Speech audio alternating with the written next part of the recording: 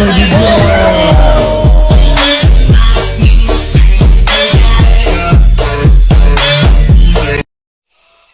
assalamualaikum warahmatullahi wabarakatuh. Bagaimana kabar teman-teman?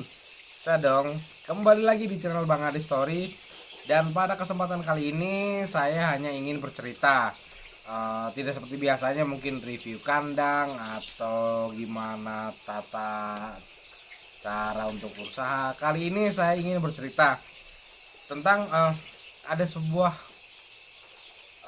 pelajaran kemarin yang sempat saya dapatkan gitu dari usaha ini. Dan jadi gini teman-teman, sudah 1 bulan ya peternak ayam petelur itu sepertinya agak tersenyum gitu. Karena apa? Karena harga telur hampir 1 bulan ini terus di atas gitu, maksudnya terus masih di atas HPP gitu ya. Ya, di tempat saya untuk per hari ini dari kandang itu bisa dijual 26.000 per kilo. Nah ya cukup lumayan lah, karena HPP sekarang itu 21.000 per kilonya, itu baru bisa, itu baru pas gitu loh. Kalau sekarang harganya 26 berarti ya cukup ada sisanya gitu teman-teman. Jadi gini, saya ingin bercerita ya. Kemarin ada teman saya datang gitu. Pas harga telur ini emang masih mahal, dia datang tiba-tiba dia bilang gini, udah saya selesai. Saya udah nggak mau lagi ternak ayam petelur karena merugi. Loh, saya agak bingung. Kok merugi? Kenapa? Iya, udah nggak kuat lagi beli pur. Loh, padahal selama ya bisa dibilang 3 minggu lebih ini harga telur selalu di atas HPP. Seharusnya nutup dong, bahkan ada sisa. Itu seharusnya. Tapi kenapa sampai merugi? Nah, ini yang saya pikirkan gitu. Ada apa? Nah, ternyata dia melakukan kesalahan seperti yang pernah saya lakukan dulu. Jadi gini teman-teman, saya pernah punya pengalaman. Karena dunia usaha itu nggak selalu di atas, ada pasang surut, ada yang kadang-kadang kita untung, kadang-kadang kita rugi, itu pasti. Usaha apapun pasti seperti itu. Nah, tinggal bagaimana caranya kita mengatur keuangannya. Sebenarnya kuncinya di situ. Nah, jadi pengalaman saya seperti ini. Dulu mungkin 1 tahun pertama kali saya usaha itu, saya pernah mengalami dan mendapatkan keuntungan itu 1 bulan itu 9 juta. Nah, seneng dong ya. Nah, saat saya mendapatkan untung 1 juta itu, setelah saya hitung semuanya 1 bulan, ternyata sisa 9 juta dan uangnya ada.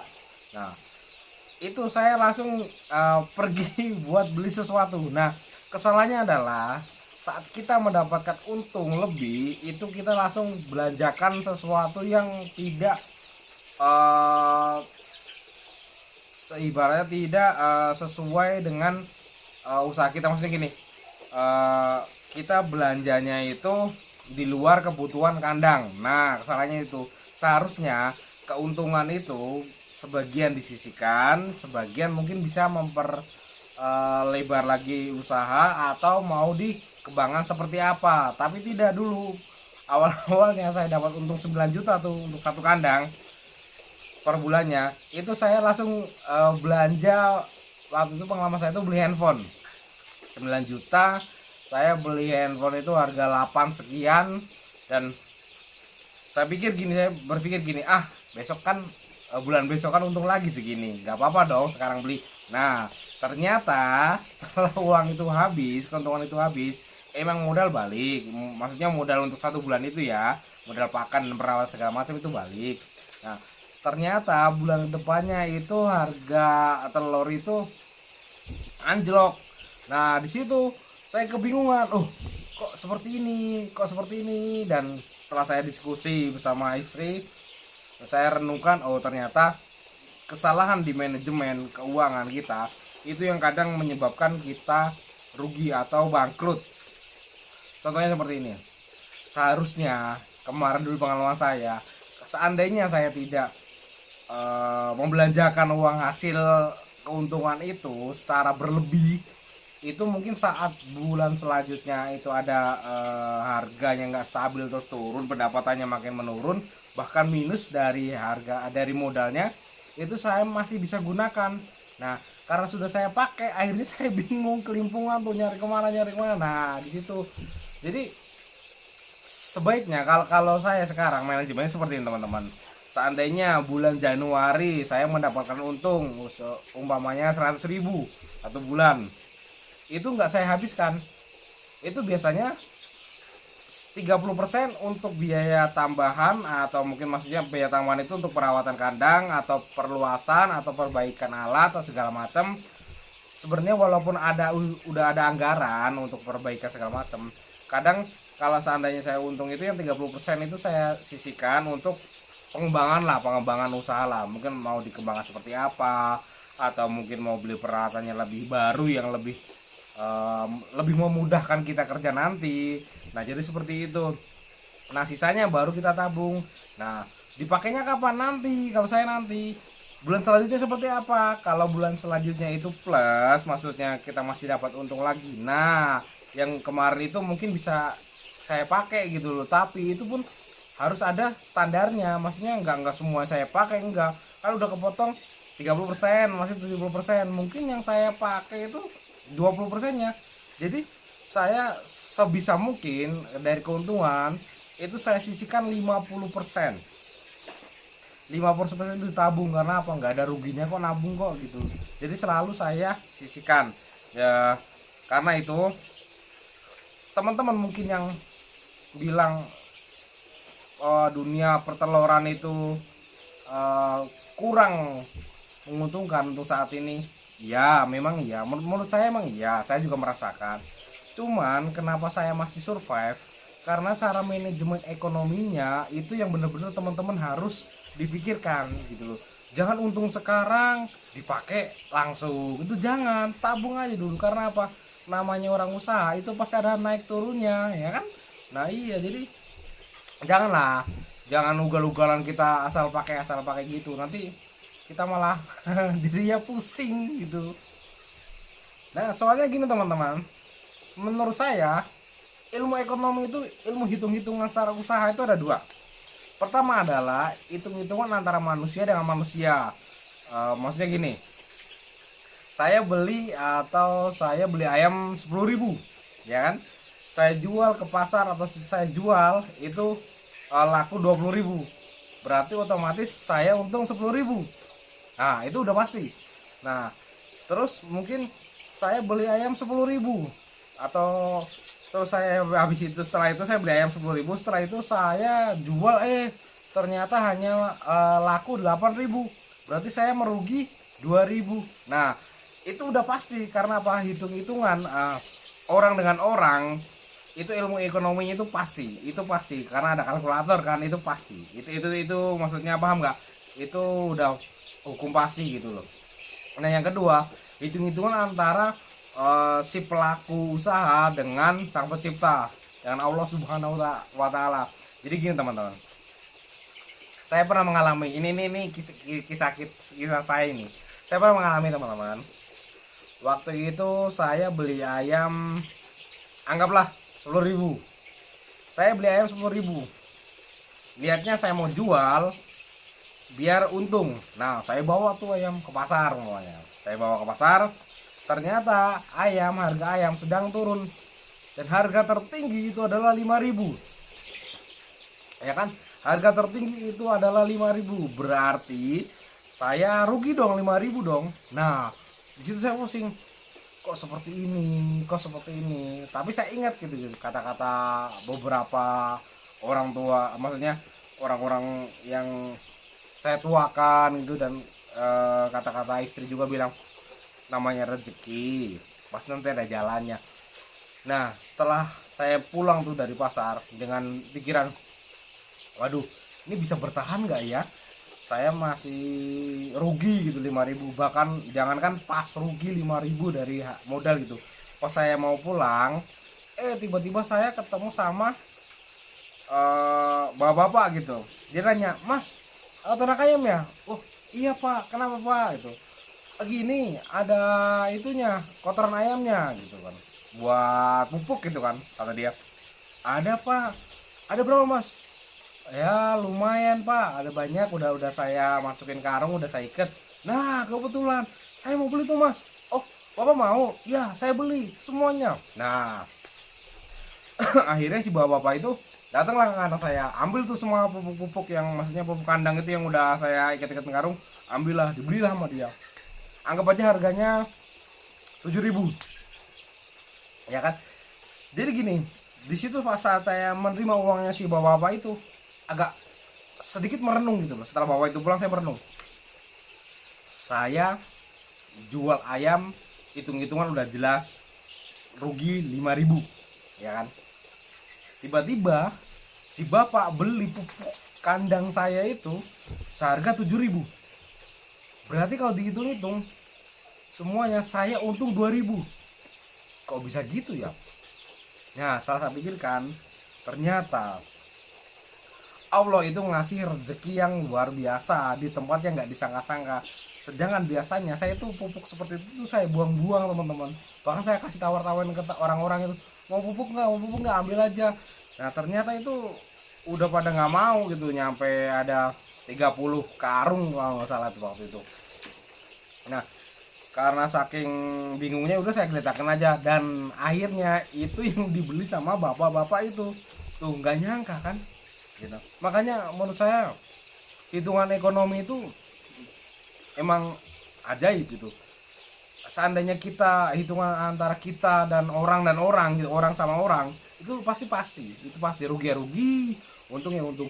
Tapi yang namanya rezeki itu tuh beda-beda. Maksudnya kita bisa dapat rezeki itu di tempat yang benar-benar nggak kita sangka-sangka gitu teman-teman. Makanya itu saya selalu berpikiran, oh ya saya dulu juga merintis dari kecil, dari ayam 3 ekor ayam dulu, ayam kampung gitu.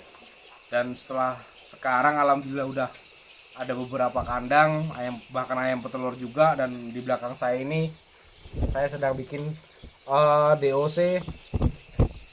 DOC ayam petelur, belajar gitu. Jadi menurut saya itu jadi semangat gitu loh teman-teman, untuk saling berbagi. Dan saya bikin channel ini juga niatnya hanya untuk berbagi gitu loh. Seandainya berkembang ya alhamdulillah, itu bonus. Kalau enggak ya setidaknya saya ingin berbagi gitu ke teman-teman gitu. Apa sih yang pernah saya lakuin itu. Jadi nggak ada ruginya menurut saya sekarang. Saya udah ikhlas, udah berdamai dengan diri. Rezeki itu pasti akan datang gitu loh di tangan yang tepat, dan dia nggak bakalan lupa namanya. Rezeki itu nggak bakalan lupa sama alamatnya yang bakalan terima gitu loh. Makanya kalau seandainya teman-teman ingin belajar atau saling sharing gitu, saya siap membantu gitu loh. 100% saya siap membantu, sharing-sharingan gitu seperti apa. Karena apa? Setiap kandang itu beda-beda, permasalahannya itu pasti beda-beda. Setiap daerah itu permasalahannya itu pasti beda-beda. Kita sharing-sharing aja, nggak usah gimana. Karena menurut saya itu mungkin orang banyak yang meniru cara saya, atau bahkan saya juga pernah meniru cara orang, terinspirasi dengan cara orang. Tapi namanya rezeki itu nggak bakal tertukar. Makanya saya nggak pernah menganggap mereka itu saingan bisnis saya, nggak pernah sama sekali. Demi Allah saya nggak pernah sama sekali. Mereka tuh rekan. Soalnya gini teman-teman, kayak kemarin puasa kemarin saya dapat orderan itu 4.000 ekor ayam Jawa, akal lah pokoknya ayam Jawa lah, yang bobotnya itu 0,8 sampai 1 kilo. Saya dapat orderan 4.000, sedangkan saya yang udah siap panen itu baru 500. Nah bingung kan saya nyari kemana. Nah akhirnya karena saya punya banyak teman-teman, saya kontak semua, dan akhirnya malam itu juga saya dapat 4.000 ekor.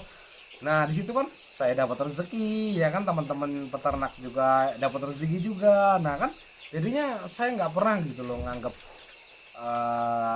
teman-teman atau yang sama, atau yang sama maksudnya bisnisnya sama, itu saingan, itu demi Allah nggak pernah sama sekali. Kita tuh rekan itu, sharing-sharing, teman-teman main ke kandang sharing-sharing, silakan apa aja saya kasih tahu pokoknya.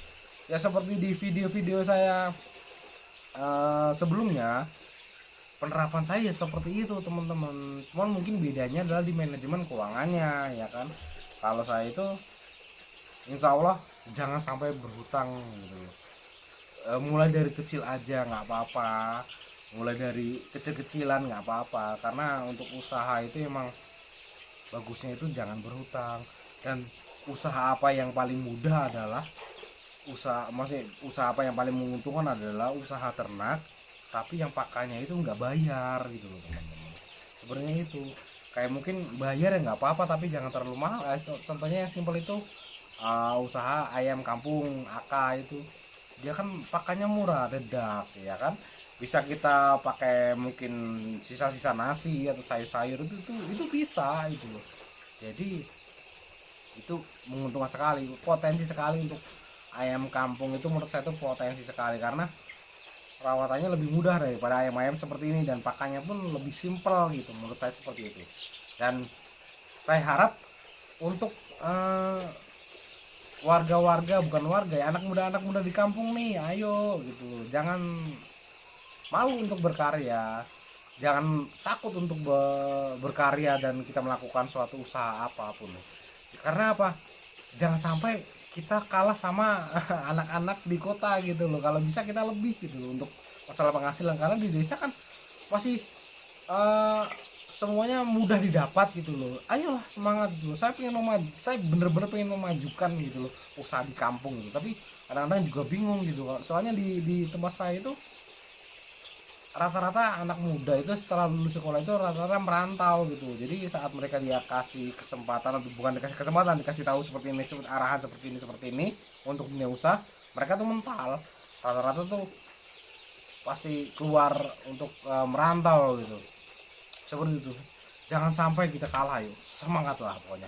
Untuk para peternak-peternak yang baru saja mau mulai usahanya, jangan takut kawan, kalian pasti bisa kok. Yang penting action dulu, doa itu yang paling penting ya kan. Udah action, doa ya kan, oh pasti teman-teman. Saya juga mulainya awalnya dulu dari kecil kok, serius, saya mulainya awalnya dari kecil karena saya telaten, saya teliti ya, alhamdulillah sampai saat ini. Pokoknya maju terus lah ya, jangan takut, maju terus. Dan mungkin sekian video dari saya, bila ada salah-salah kata mohon dimaafkan teman-teman ya. Dan ayolah kita saling sharing, kita saling perbaiki, kita saling memajukan untuk usaha-usaha yang ada di kampung. Sekian dari saya, terima kasih udah mendukung. Jangan lupa like, subscribe, dan komen. Saya akhiri, billahi taufiq wal hidayah. Wassalamualaikum warahmatullahi wabarakatuh. Semangat pokoknya.